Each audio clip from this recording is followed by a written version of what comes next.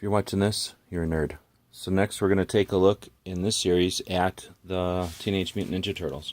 And this is the first one I ever bought, Teenage Mutant Ninja Turtles number 4. And it's so awesome I keep it in this piece of plastic.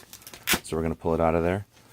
So I was just a kid buying comic books back in the day. And at some point in the 80s they came out with these comic book stores. So we would go to the comic book store and a lot of my friends would have subscriptions to different titles, right? They would go there each Thursday, and there would be like a box, and in there would be like a bundle of each person's comics. So I would go with them to the store and watch them buy them, and then probably bought a couple myself, but then we would all exchange each other's, right, and read them.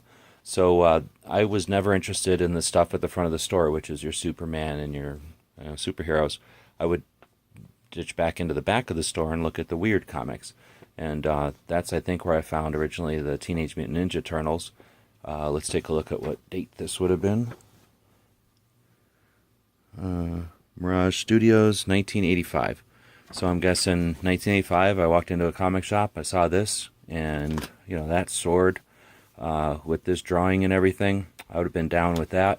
And as I started to look through it, I could already tell, this is the kind of stuff I'm interested in.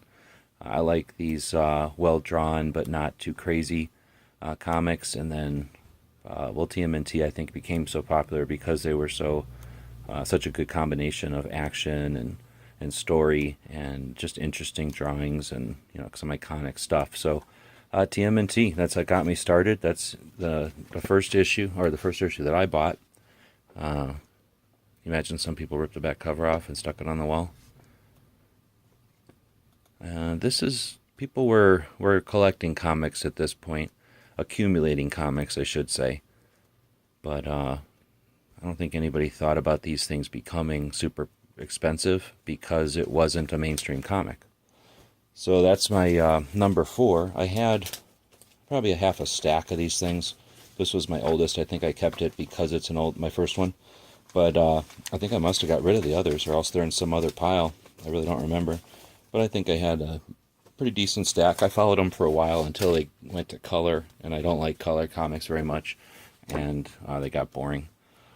So then this is, speaking of color comics, I don't know if this is the first edition of a graphic novel, but I believe this is just the first couple of comics put together. Let's find out. It doesn't, I could probably read it and find out, but I think this is sort of the beginning, the first comic colorized and then assembled, maybe the first 4 comics. So kind of neat. And I don't know, I like them in color, but I definitely like them better in black and white. And then this is book 2, which, let's see where this came out. 1987, so a couple of years later already, they're already coming out with their second graphic novel. And again, I believe this was just another set of the comics bound and then colorized. So it was the same story, same panels and everything, just a little extra work, colorized, put into a nicer binding, and a lot easier to deal with when you're just reading them. So that's the graphic novels and issue number 4. I don't know if I have any other TMNT stuff. I mean, I know I have this little Archie comic. I don't know what this thing is, but some kind of weird Archie comic. And this is when, you get sick of it, and it turns weird. Teenage Mutant Ninja Turtles, let us know what you think about them, because you're a nerd, and in the comments below, and continue to watch the series. I think we should have some more coming. Thanks for watching. The guys and gals of GunWebsites.com encourage you to take a CCW class every year, practice at least once a month, and carry every day. Thanks for watching GunWebsites.com.